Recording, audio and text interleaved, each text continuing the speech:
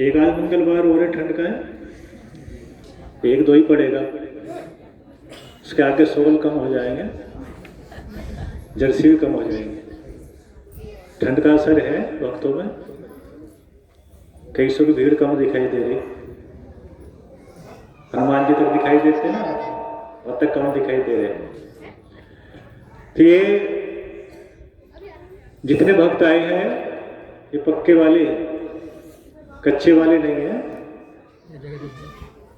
कच्चे कच्चे वाले घर रह गए। जितने आए हैं इन पर रंग ठीक सा चढ़ा गया, चाहे जैकेट लेकर आए, चाहे शॉल लेकर आए, चाहे लोई लेकर आ गए। अच्छी वाली हवा थी, ठंडी वाली, अच्छा वाला कोहर था और पाला भी था, तीनों चीज थी। पाला भी था, कोहरा भी था और शीत लहर भी थी। लेकिन जितने आए तो लगता है इनको भक्ति का रंग चढ़ गया। नहीं चढ़ता तो जैसे और घर रुक गए वो भी रुक जाते, हम भी घर ही दिखाई देते, रंग नहीं चढ़ता। तो आप आए कोहर का सामना करते हुए, शीत लहर का सामना करते हुए आए, तो ये बड़े सौभाग्य की बात है। जिसका मन इतना भक्ति में लग जाए कि उसे गर्मी गर्मी ना लगे, ठंड ठंड ना लगे, बारिश डरा ना सके, वही शक्तिमान बन सकता है। किसी भी क्षेत्र में जिसका डर खत्म हो जाए, चाहे पढ़ाई का क्षेत्र हो, पढ़ाई का डर खत्म हो जाए कि पढ़ना है, डरना नहीं, तो विद्वान बन जाएगा पढ़े लिख कर। और भक्ति के क्षेत्र में डर खत्म हो जाए कि किससे नहीं डरूंगा, पूजा नहीं छोड़ूंगा, आंधी आए, तूफान आए, बर्फ पड़े, ओला पड़े, पूजा करूंगा, आश्रम जाऊंगा, तो भगवान जी भी सोचने पर मजबूर हो जाएंगे कि इसके लिए कुछ एक्स्ट्रा सोचना पड़ेगा, अलग से सोचना पड़ेगा। क्यों कि सोचना पड़ेगा। सभी जगह मेहनत को नमस्कार है, जहां भी मेहनत करोगे वहीं सम्मानित हो जाओगे, जहां भी मेहनत करोगे। मेहनत अपना रंग अलग दिखाती है। कोई खेत में मेहनत कर ले तो उसकी फसल अच्छी मिलेगी, कोई पढ़ाई में मेहनत कर ले तो उसके अच्छे नंबर मिलेंगे, कोई भक्ति में मेहनत कर ले तो नमस्कार गिनने में नहीं आने कितने नमस्कार करने वाले मिलेंगे। खाना चाय सब फ्री मिलेगी, जहां जाओगे वहीं स्वागत करने वाले मिलेंगे, अगर भक्ति में मेहनत कर ली तब। देश में जाओ चाहे विदेश में जाओ, जहां भी जाओगे अगर तपस्वी हो, मेहनत करते हो पूजा में, तो हर जगह सम्मान मिलेगा। किसी देश में जाकर देख लो, पूजा करने के बाद वही सम्मान मिलेगा। चाहे अमेरिका चले जाओ, जापान चले जाओ, चीन चले जाओ, अगर ये पता चला गया ये पुजारी है, तपस्वी है, तो सब कहेंगे मेरे देश से, मेरे गांव चलो, मेरे शहर चलो, मेरे घर चलो। तो वो मेहनत में शक्ति है। लाल कपड़े पीले कपड़े पहन लिए, लंबी जटा रखा दी, दाढ़ी लंबी कर दी और पूजा ना की, मेहनत ना की, तो सम्मान नहीं होने का। उतना ही होगा जितनी मेहनत की थी। बालों को देखकर, जटा को देखकर, कपड़ों को देखकर सम्मान तो हो जाएगा, पर अच्छा वाला नहीं होगा। अच्छा वाला सम्मान तभी होगा जब अच्छी वाली मेहनत भगवान जी के नाम में करेंगे, जप करेंगे, ध्यान करेंगे, योग करेंगे, तो अपना भी फायदा, शरीर स्वस्थ, आत्मा को परमानंद। और जहां जाएंगे ना, जैसे नए नए दूल्हे का स्वागत ससुराल में होता है ना, उससे अधिक संतों का सम्मान होता है। ये रोज ही दूल्हे होते हैं, अच्छे संत रोज ही दूल्हे होते हैं। जहां जाएंगे ना, जैसे नए पहने वो सब देखने आते हैं, दक्षिणा भी देते हैं। आप बाद में दे या ना दे, शुरू में जरूर देंगे। अरे बाद में दे या ना दे, शुरू में जरूर देंगे। उसके पहने को पैसे दिया हो ना, लेकिन बाद में। लेकिन संत ऐसे हैं, इन्हें दक्षिणा रोज ही मिलती है, तो रोज ही पहने है ना, रोज ही दूल्हे हैं। है किस कारण से? किस कारण से है? मेहनत से। मेहनत करके तपस्या करते हैं तो सभी को लगता है इनसे हमें कुछ मिलेगा, इनसे हमें सुख मिलेगा, इनसे हमें भक्ति मिलेगी, इनसे हमें भगवान जी के पास पहुंचने का मार्ग मिलेगा। तो सभी आत्माओं के पास को चलती है, अच्छी वाली दावत करती है, अच्छा वाला सम्मान करती है सब आत्मा। करना क्या है? ईमानदारी से शुद्ध खाना खाना है और भगवान जी का जाप करना है। ऐसा नहीं कि गुरुजी ने बता दिया पूजा करनी है, जाप करना है और खाना कुछ भी खा लो, ऐसा नहीं। जब तक पेट में शुद्ध खाना नहीं होगा तब तक भगवान जी उस मेहनत का फल नहीं देते। मांसाहारी होने के बाद अगर पूजा करें तो पूजा अपना पूरा लाभ नहीं देती। क्या सिर पटक पटक के माथा काला कर लो और पेट में मुर्गा पड़ा हो, पेट में मछली पड़ी हो और सिर पट के जाओ भगवान मेरी सुन लो, भगवान मेरी सुन लो, कहेंगे अरे हत्यारे, पेट में तो मुर्गा डाल गया, सिर पटक गया, सिर पटक पटक के सिर फोड़ दे, तेरी नहीं सुनूंगा।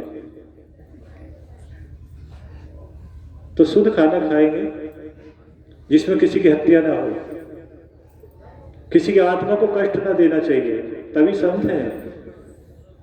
अगर किसी की आत्मा को कष्ट देंगे, गांव में जाकर किसी की डोल काट ली, किसी का खेत में नुकसान कर दिया, पूजा करने बैठ गए कि भगवान मेरी अब सुन लो,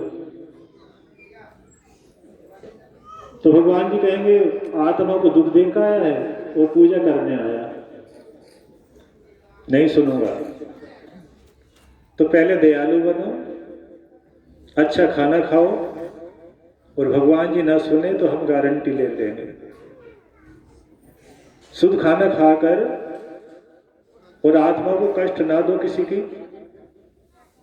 तब पूजा करो, 100% लाभ मिलेगा, 99 नहीं। लेकिन आजकल पूजा में जो भगवान जी सुनने में कमी कर रहे हैं, कारण यही है कि खाना अशुद्ध हो रहा है काफी। जो सनातन धर्म में भक्त जुड़ गए, जैसे आप हो, तो लहसुन प्याज भी नहीं खाते, गंदा खाना नहीं खाते, तो भगवान जी भी सोचते हैं मेरे कारण ये सुधर गया, खाना शुद्ध कर दिया, किससे लड़ाई झगड़ा भी नहीं करता, तो मुझे इसकी सुननी पड़ेगी। यही महान है और उन्हें महात्मा कहते हैं। महात्मा उन्हें कहते हैं जिनकी आत्मा महान हो गई हो, दयालु हो गई हो, देना जानती हो, लेना नहीं। याद रखेंगे, महात्मा का अर्थ है जिनकी आत्मा महान हो गई हो, ये नहीं कि कपड़े रंग लिए, बाल बड़े कर लिए, दाढ़ी बड़ी कर ली तो महात्मा बन गए। महात्मा की पहचान तब होगी जब आत्मा महान हो जाए। और आत्मा महान कब होगी? जब किसी को हानि ना दे, किसी जीव जंतु को ना सताए, किसी व्यक्ति को ना सताए, किसी पड़ोसी को ना सताए, किसी का धन हड़प ना करे, किसी का पैसा लेकर देना चाहिए, किसी का पैसा ना मारे, तब आत्मा महान होगी, तब महात्मा कहलाई जाओगे। चाहे पीले कपड़ों में हो, हरे कपड़ों में हो या काले कपड़ों में हो। तो अगर आत्मा से महात्मा हो गए तो भगवान जी के यहाँ महात्मा बन जाओगे और यहाँ भी सम्मान मिलेगा, पृथ्वी पर भी। अगर महात्मा आत्मा तुमने अपनी महान कर ली तो घर गृहस्थी का काम चलाते हुए भी, बच्चों का पालन करते हुए भी, गृहस्थ आश्रम चलाते हुए भी महात्मा हो। और जिस दिन आत्मा महान हो गई ना तो पशु पक्षी भी प्यार करने लगेंगे, कीड़े मकोड़े भी नहीं सताएंगे, शेर नहीं खाएगा। जिस दिन आत्मा पर रंग चढ़ गया भक्ति का, आत्मा महान हो गई, उस दिन पशु पक्षी भी मित्र बन जाएंगे, दोस्त बन जाएंगे। हमसे हो सकता है 25 साल पहली बात हो, 20 वर्ष से ज्यादा हो गए, 25 के आसपास की बात होगी। जिस कमरे में पूजा किया करते थे तो अंदर से लोग कर लेते थे, दरवाजा बंद किया अंदर से और पूजा करने बैठ गए। पढ़ने का काम था या पूजा करने का, और भी काम करते नहीं। तो दूसरा दरवाजा उस कमरे में आता था, एक दरवाजा उस कमरे का और था, वो खुला रहता था। तो वहां से एक बिलाव आता था बाहर से और हमारे पास आकर बैठ जाता था।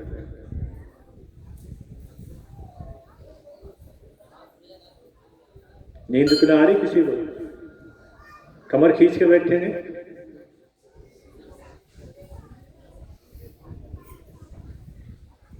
आकर कैसे बैठता था, चौंक जाओगे सुनकर कि पशुओं को भी ज्ञान है। जैसे हम आपके सामने बैठे हैं तो हमारे सामने आकर बैठकर पैरों पर मुंह रख लेता था, पैरों पर अपना ठोडी टेक लेता था ऐसे, और आंख बंद कर लेता था हमारी तरह। आगे से आकर बैठा, पैर पर मुंह रखा और आंख बंद कर ली। तो जैसे ध्यान हम कर रहे थे वैसे बिलाव ध्यान कर रहा था। आंख खुलती तो हंसी भी आती थी कि भगवान जी ने इसे पशु योनि के बाद भी ज्ञान दिया। कैसे पता है कि ये पूजा कर रहे तो मैं भी करूंगा। तो घर वाले आते थे अंदर, शिवलिंग था दूध का छींटा लगाने के लिए, तो देखते थे कि ये क्या हो रहा। घर वाले पुजारी कहते थे पहले से कि पुजारी के पास बिलाव पूजा कर गया, बिल्ली से भी मोटा है, काफी मोटा तगड़ा हष्ट पुष्ट। और एक दूसरे को दिखाते थे घर वाले।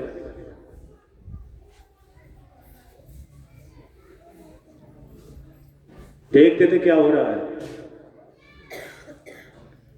हमें लगता जब घंटों हो गया बैठे बैठे, वो भी ऐसी आंख बंद करे बैठा और हम भी, तो जहां उसका मुंह रखा रहता था वो बहुत तेज गर्म हो जाता था। तो हमने हाथ टेके और पीछे हो गए तो आप आगे हो जाते। रखना मुंह पैरों पे था। अगर एक पैर से खड़े हो गए तो पैर की परिक्रमा करता था, पैर की सीधी परिक्रमा करता था, उल्टी नहीं। पैर के चारों तरफ घूमता रहता था। सत्य घटना है, 100% सच है, 99 भी नहीं है। पैर के चारों तरफ घूमता था और पैर में पूंछ मारे जाता था करके, बोलता रहता था पूंछ मारे जाता, तो उसकी कोई भाषा होगी बोलने की? हम चालीसा कर रहे हैं, हाथ से चिमटा ले रखा, एक हाथ में घंटा पकड़ रखा, दीवार में गाड़ रखे थे, एक हाथ से जंजीर पकड़ रखी घंटे की, एक से चिमटा पकड़ रखा, दोनों को बजा रहे हैं एक साथ। तो आप भी अपना परिक्रमा हमारे पैर के चारों तरफ कर रहा और म्याऊ म्याऊ करके पूंछ पैर में मारे, हंसते रहते थे और पूजा करते रहते थे। ये काम चाहे घंटे 2 हो चलता रहता था, हमारी साथ ही रहता था। आश्रम से जब रात को जाते थे तो बहुत तेज भाग का आता था, कि जैसे प्यार करने वाला बहुत तेज भाग का आता है कि मेरा प्यारा आ गया। तो जैसे देखते आश्रम में से घर गए और गेट में प्रवेश हुए तो बहुत तेज भाग का आया। तो कभी कभी ना, बिजली तो थी नहीं उस समय, 25 साल पहले, तो कभी कभी इतने जो तेज पैर उसमें लगता था कि दूर गिरता था जाके अंधेरे में।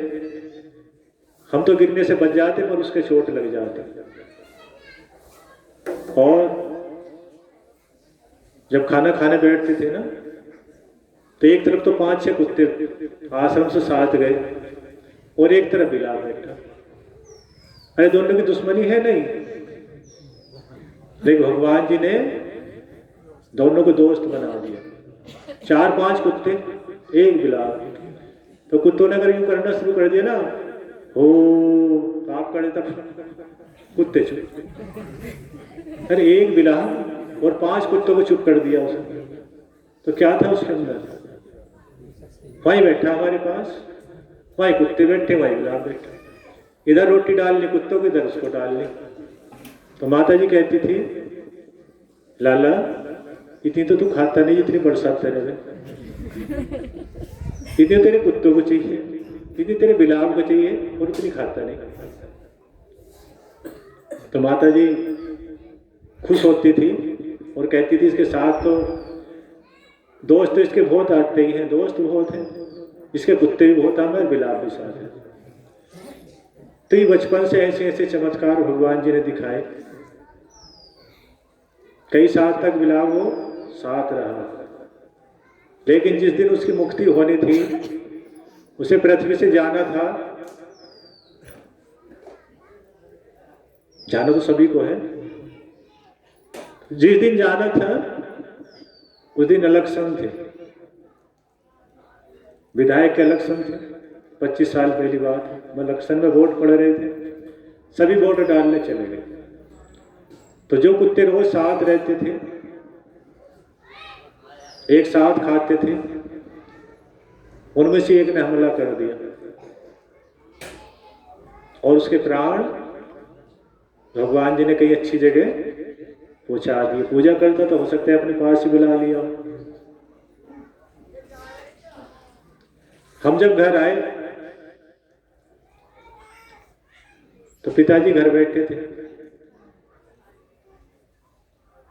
जैसे हम घर प्रवेश हुए तो पिताजी कहने लगे, क्या शहरी घर से चले गए, आज बिलाव मरवा दिया? तो आंखों से आंसू निकल आए, आंखों से आंसू रोक नहीं पाए। और जिस कुत्ते ने हमला किया था वो घर ही खड़ा था और उसे ऐसा लगता था कि जैसे आज मैंने बहुत बड़ा कोई गुनाह गलती की है, बहुत बड़ा पाप किया है। बिल्कुल शांत स्वस्थ एकांत में खड़ा था और ऐसे खड़ा था जैसे बावला सा हो गया। उसे अपनी करनी में ऐसा लगा था मुझसे बहुत बड़ा पाप हुआ है, कुत्ते को लग रहा था ऐसा। तो आंखों से आंसू निकले और हमने जैसे कुत्ते की तरफ देखा तो कुत्ता गायब हो गया, पता नहीं कहां चला गया, निकला और चला गया। उसके बाद जवान था, बुढ़ा भी नहीं था, आज तक नहीं मिला। तब तो हमने देख लिया जब सुना था कि इसने हमला किया, और उस आखिरी देखा वो जो आश्रम में भी रहता था, घर भी रहता था, कई कुत्ते रहते थे, उनमें से एक जो था वो 25 साल से आज तक नहीं दिखाई दिया। तब तो दिखाई दिया था जब हम घर आए थे। बिलाल कमरे में था और वो बाहर था, लेकिन उसके बाद कहाँ गया, शरीर छोड़ दिया, क्या उसका हुआ, ये भगवान ही जान सकते हैं। तो वो शक्ति भगवान जी में है, शक्ति भक्तों में है। अगर भक्ति ठीक से करें, ईमानदारी से करें, तो भक्तों में भी शक्ति है। परमात्मा की संतान है सब, परमात्मा का अंश है। जीव जंतुओं में भी यही है। अभी शिव कथा में बताएंगे थोड़ी देर में। तो वो शक्ति भगवान जी में है। अगर हमारी पूजा ठीक हो गई, ईमानदारी से हो गई, सभी ऋषि मुनियों की, श्री गुरुदेव महाराज जी की बढ़िया हो गई, तो डरोगे नहीं। शेर के पास को निकल जाओगे, नागों के बीच में बैठ जाओगे और हमला भी नहीं करेंगे। मन में डर नहीं रहेगा। ईमानदारी की पूजा करने वालों के मन में डर नहीं होता। जो छल कपट करते हैं, बेईमानी करते हैं, किसी का नुकसान करते हैं, किसी का धन हड़प करते हैं, गंदा खाना खाते हैं, उनका डर कभी निकलता नहीं है। चाहे रोज भी पूजा कर लें, उनका डर नहीं निकलता, डर जरूर लगेगा। क्यों? भगवान जी उनकी सुनते नहीं है। तो बड़े सौभाग्य की बात है जिसका मन अच्छा खाने में लगे कि मुझे शुद्ध शाकाहारी खाना है। अपने शादी विवाह में भी लहसुन प्याज नहीं डलवानी खाने में, शुद्ध खाना खाना है, तब भगवान जी को पुकारना है। किसी भी धर्म के हो, किसी भी जाति के हो, सब एक हैं, दो नहीं हैं। चाहे मुसलमान हो, चाहे ईसाई हो, चाहे सिख हो, चाहे हिंदू हो, एक ही पिता की संतान है। एक से ही भगवान सबकी सुनते हैं। नाम भले से अलग कर लें, भगवान जी का नाम भले से अलग पुकार लें, लेकिन एक ही भगवान सुनते, दो नहीं। चंद्रमा को चांद कहने से चंद्रमा अलग हो जाएगा क्या? अरे चंद्रमा को अगर चांद कह दिया जाए तो चंद्रमा एक हो जाएगा, दो? एक ही रहेगा। सूर्य देव को अगर सूरज कह दिया जाए तो सूर्य देव अलग बन जाएंगे? एक ही रहेंगे। तो भगवान को अल्लाह कह दिया जाए, ईसा मसीह कह दिया जाए, या गुरु नानक कह दिया जाए, या महात्मा बुद्ध कह दिया जाए, तो भगवान दो हो जाएंगे? एक ही रहेंगे। जितने नाम भगवान जी के हैं इतने ही और अपनी तरफ से रख दो तो भी भगवान एक ही रहेंगे। जितने धर्म हैं इससे 10 गुने धर्म बन जाए तो भी भगवान एक ही रहेंगे। और एक ही भगवान जी की पूजा सब करते हैं, दो की नहीं करते। नाम चेंज हो जा तो शक्ति चेंज नहीं होती। नाम अलग रख ले, चंद्रमा को चांद कहने से चंद्रमा अलग नहीं होने के, दो नहीं बनने के। सूर्यदेव को सूरज कहने से सूर्यदेव अलग नहीं बनने के, एक ही रहेंगे। तो शक्ति निराकार है, आदि है नांत। दर्शन देने के लिए साकार होना पड़ता है। अगर कोई दर्शन मांगे तो साकार होना पड़ता है, रूप धारण करना पड़ता है। और वैसा रूप धारण करना पड़ता है जैसा जो पुकारे। शक्ति को वो रूप धारण करना पड़ता है जिस रूप से हम पूजा कर लें, शक्ति को वही रूप बनाना पड़ता है। अगर सूर्यदेव की पूजा करने लगे, भगवान जी मानकर, भगवान जी हैं सूर्यदेव, तो सूर्यदेव बोलेंगे, देखेंगे तुम्हारी प्रार्थना सुनेंगे, आशीर्वाद देंगे। शिव को मानने तो शिव वही करेंगे, राधा जी की पूजा करें, राधा जी वही शक्ति आएगी। एक ही शक्ति रूप धारण करके आएगी जिस रूप से हम उन्हें पुकारेंगे। तो शास्त्रों में लिखा है कि भेदभाव, छोटा बड़ा, नीच ऊंच, जाति कुल धर्म, ये सब अज्ञानता है। अज्ञानता के कारण हम अनेक हो रहे हैं। जिस दिन ज्ञान हो गया, एक पिता की संतान है और सब एक जैसे ही हैं, केवल अपने कुछ कर्मों का अंतर है। कर्म सुधर जाए तो परमात्मा और आत्मा एक है। दो तब तक बने हुए हैं, तब तक हमारे कर्म कुछ गड़बड़ है। कोयला किसी नए कपड़े पर लगा दो, आज ही खरीद के लाओ और कोयले में घुमा दो, तो उसे कोई नया कपड़ा कह देगा क्या? अरे उसकी पहचान थोड़ी रह गई कि नया है। पहचान तो हमने कोयले में घुमा के उसकी खत्म कर दी। तो हम तुम सब शक्ति हैं, शक्ति के अंश हैं, लेकिन कुछ अवगुणों में कोयले की तरह अवगुण घुमाएगा ना, आत्मा को अवगुणों में घुमाएगा। आत्माओं को कुछ गंदगी में घुमाएगा, हमने उसे ढक लिया। कौन है उसकी पहचान नहीं रही, हम कौन है, नया कपड़ा है या पुराना कपड़ा। तो हमें ये पहचान नहीं रही कि हम आत्मा परमात्मा की शक्ति है। तो ये सत्संग है जिससे आत्मा निखरती है, आत्मा का उद्धार होता है, आत्मा को भक्ति करने को मन करता है। सत्संग द्वारा आत्मा का निखार होता है और आत्मा कोशिश करती कि आज से नहीं, अभी से पूजा करूंगी, अपने भगवान को अब से देखूंगी कि मैं जिसका अंश हूं। इस सत्संग से संतों के द्वारा होता है। आश्रम में आए तो सत्संग सुनने को मिला, आगे शिव कथा सुनने को मिलेगी। और आश्रम नहीं आते, कहीं और जगह जाते तो जहां जाते उसके विषय में बात मिलती, पड़ोस में बैठते पड़ोसी की बात मिलती, किसान के पास बैठते किसानी की बात सुनाते, बैंक वालों के पास बैठ जाते बैंक की बात बताते। जैसे के पास बैठते ना वैसी बात सुनने को मिलती। तो आश्रम में आए हो तो आत्मा और परमात्मा की बात सुनने को मिल रही तो है ना मौज। परमानंद है नहीं। आत्मा को जब परमात्मा की बात सुनने को मिलती है तो आत्मा सोचती आज मेरी मौज आ गई, आज शांति मिली और इस शांति को अपने पास रखूंगी।